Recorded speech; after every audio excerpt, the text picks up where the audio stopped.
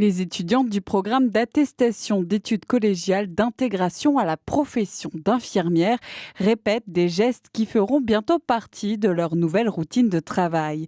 C'est la première cohorte formée dans la vallée de la Gatineau. Quand on m'a parlé de Maniwaki, j'ai cherché sur la carte, mais c'est où? On m'a recruté, je ne connaissais pas Maniwaki. Au Cameroun, Nadège était infirmière anesthésiste. Certaines de ses camarades de classe cumulent dans leur pays une dizaine d'années d'expérience dans la profession.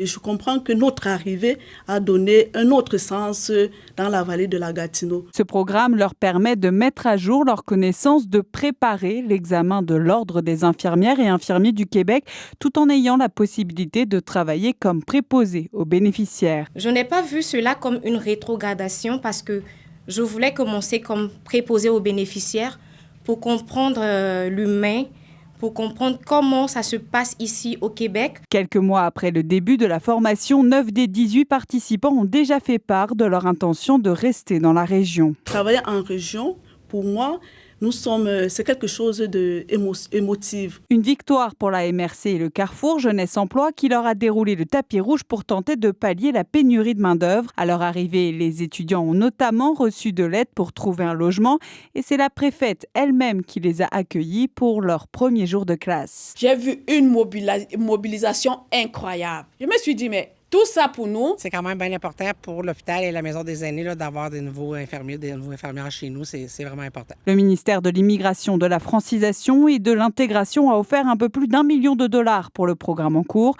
mais le financement a pris fin. Le CIS de l'Outaouais aimerait tout de même reconduire le programme.